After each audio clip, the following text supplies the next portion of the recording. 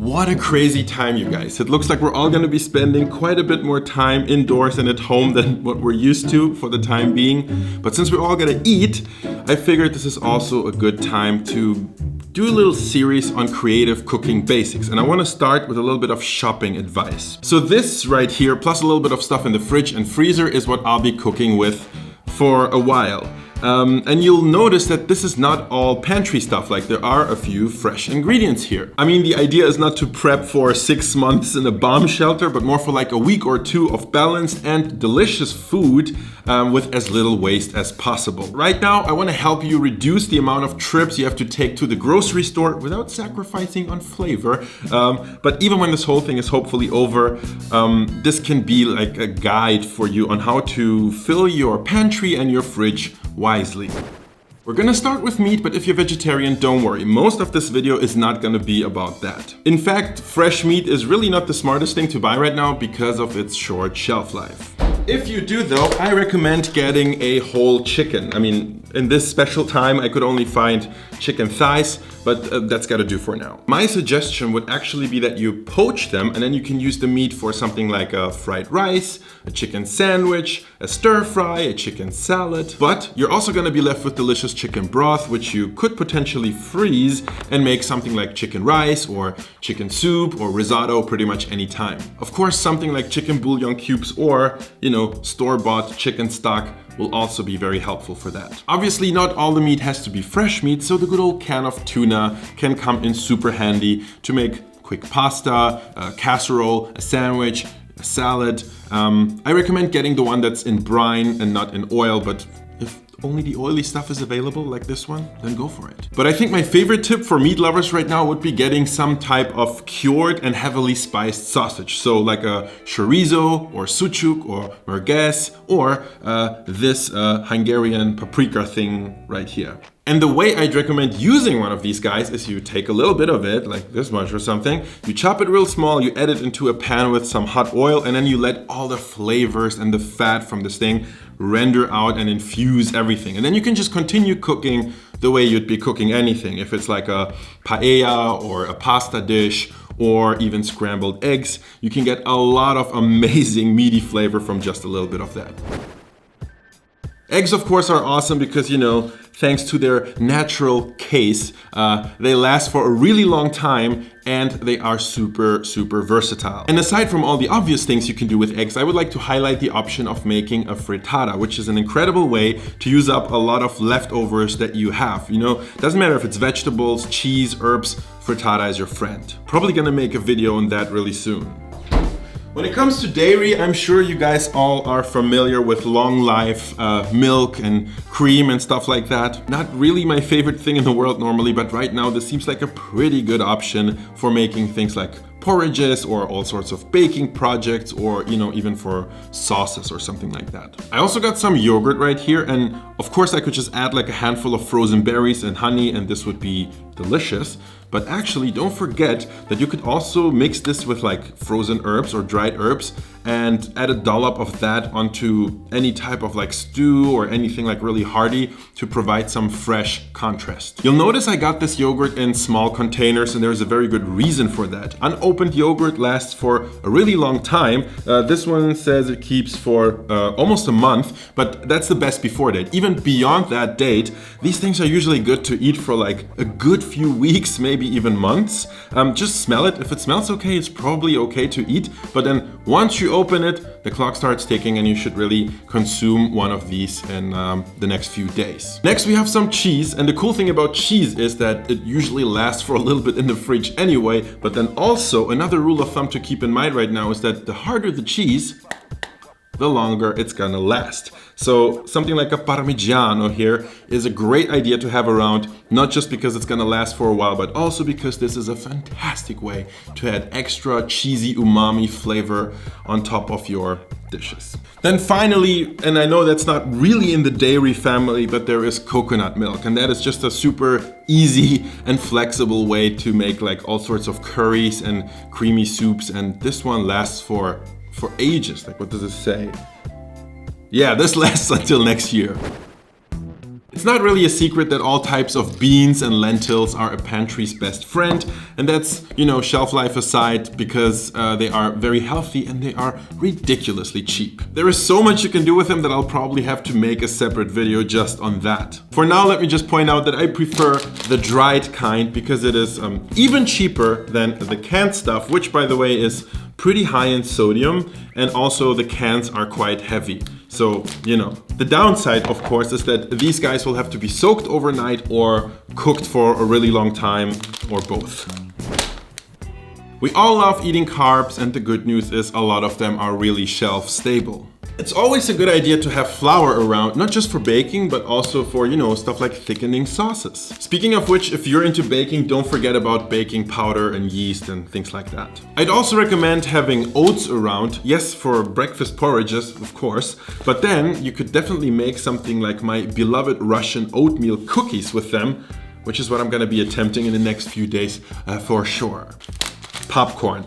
This has saved more than one movie night for me, but also this is, you know, especially compared to something like potato chips, a fairly healthy-ish and low-calorie snack. Then, obviously, pasta. Don't shoot me. Let me just say that aside from the regular pasta dishes you might be familiar with, these can be used to make, you know, big batch pasta salad. So here's the thing about bread. I recommend buying pre-sliced bread or slicing it yourself and then freezing half. It's gonna last for ages, and then you can just pop it in a toaster when you want to eat it. And if you're worried about that precious freezer space, I definitely understand you, but don't forget that the cool thing is you can do a lot of stuff with stale bread too. For example, croutons, French toast, homemade breadcrumbs, or you can use them as a thickener for like a stew or a soup.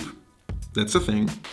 Then of course there's rice. You gotta have rice. If I could only pick one type, I'd probably go for jasmine rice. And don't forget that it really makes sense to make a big batch of rice, like a whole rice cooker full. It lasts in the fridge for a good few days, and you can make a quick and easy fried rice. That's the obvious choice, but you can also use them to make stuff like stuffed peppers. Okay, now this is a tricky one because many fresh veggies don't do so well after a few days, but there are definitely exceptions. Garlic, onions, ginger, these are all pantry essentials for me, and you'll really want that flavor, trust me. Then the thing with herbs is they don't last very long, but scallions can, you know, help satisfy that craving for something fresh and green, and you can put them in a glass of water like this.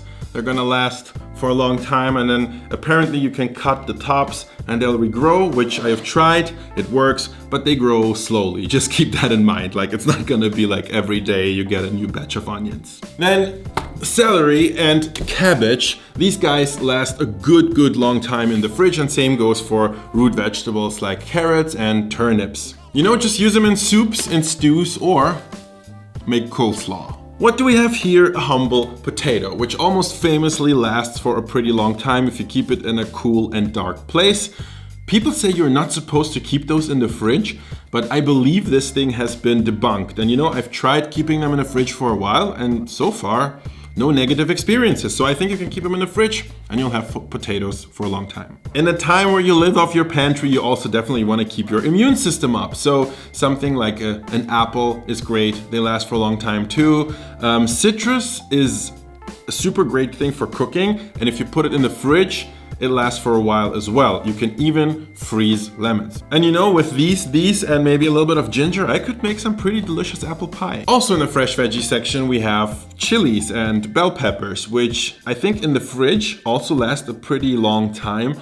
And again, you can freeze them, and this is something you don't usually find frozen at the store. So, you know, you can buy a whole pack of chilies and just pop them in the freezer. The only downside will be that they might lose some crunch, but in terms of flavor, it actually keeps pretty well. That was the fresh veggie section, and now let's talk about canned vegetables, which I normally don't really like. However, there are exceptions, like for example, tomatoes. In fact, I think canned tomatoes, at least in my neck of the woods, are tastier than fresh tomatoes, which can actually be pretty pathetic. I gotta admit, I generally prefer frozen veggies to canned ones. Some of them tend to do really, really well. For example, peas. Broccoli is also one of these candidates. If I just have it in the fridge, it usually turns yellow and unappetizing before I get to finish it. And then there's spinach, which I think aside from kale is pretty much the only leafy vegetable that's gonna do well in the freezer. If you're making some type of curry or stew, you just take a handful of these frozen veggies, throw them right in, and boom, there you go. Another frozen item I definitely recommend having around right now are berries, like assorted berries. You can put them in porridges, yogurts, or if you do baking, they can be really, really helpful right now. You know, and then there are bananas. Like, I hate bananas, but if you don't, you can have bananas around. I recommend slicing them first and then freezing them second. Otherwise, you're gonna have like one huge solid rock hard banana, which is very difficult to work with. In terms of spices, they last forever, but they lose more and more flavor the older they get. So ideally, if possible, I would recommend stocking up on whole spices and then toasting and grinding them in smaller batches, like as you go. I understand it's a lot of work. That being said, what spices should you stock up on now? That's a tricky question because it really depends on what you like. But if you ask me for 3 recommendations, okay, here they come. First, I'd go for cumin. It has this like earthy note and it's great for something like a chili or the more savory, hearty dishes. Then second, I would go for something from the floral category, let's say thyme or rosemary, because that stuff can help you cut through like really rich and hearty dishes. And then finally, I'd go for cinnamon, which is amazing in sweet dishes, but also in savory ones if you just use like a little pinch of it. Oh, and speaking of spices, make sure you always have salt, pepper, and sugar around. Then there is fat. Don't forget about fat. It's a great vehicle for flavor and juiciness. You should have some type of neutral flavored oil, you know, for frying and stuff like that. Then there's some type of dressing oil, like olive oil. And then of course, there is butter. It's good for baking, it's good for cooking, it's good on anything, guys. It's butter. Big secret here, huh? So just have 1 or 2 bricks around. You can put them in the freezer even if you're worried about them going bad. And if you're vegan, by the way, I'd recommend having some type of coconut fat around for, you know, as a butter substitute. And then of course there's a whole bunch of things that doesn't really fit into any of the previous categories, but that stuff might be the most important stuff in your pantry because it adds like a certain type of flavor or a certain type of texture to your dishes to add that little extra something, you know, to make your food craveable, even in these times. Let me start with pickles. Not only are pickles themselves delicious, but don't forget about the brine. It's perfectly seasoned and you can use it as like a base for soups. You can use it to make dressings and stuff like that, sauces. This is gold. Very similarly, olives. Just have them around, unless you hate them. Then of course, there is hot sauce. Do I need to say more? It's hot sauce. It's good on anything. And similarly, dried chili flakes would be a great idea to have around. For the sweet tooth, there is marmalade and, you know, honey would be in the same category. Tomato paste, not just great for something like a chili, but also, have you thought about making compound butter with garlic and tomato, for example? Balsamic vinegar, fantastic stuff. And if you're feeling super fancy, you take a part of it and you reduce it until it's nice and creamy and you got balsamic reduction. Ooh, then there is pesto, which of course now you're thinking, oh, you can put it on pasta, but there's so much more you can do with pesto. Like, for example, you can mix this with yogurt and you get a really simple sauce that's delicious. Or you can even use this as a salad dressing. This is very versatile. Then there is tahini, which I think is like one of the most underrated ingredients ever. You can do so much with this stuff, both in sweet cooking and in savory cooking. Like, this is a great way to make things creamier and nuttier. It's a great flavor carrier. There's just so much cool stuff you can do with this. And I think peanut butter would kind of be from the same category. And if you're watching Steve 1989 MRE Info, you know peanut butter lasts for a very, very, very, very long time. Oh, also peanut butter jelly sandwich. Then right here we have mustard, which is a fantastic way to add life to a lot of the things you're cooking, especially dressings and stuff like that. This will help you. You might have noticed there aren't too many Asian ingredients here right now, but if there's one that I recommend having in your pantry, always, it's soy sauce, of course.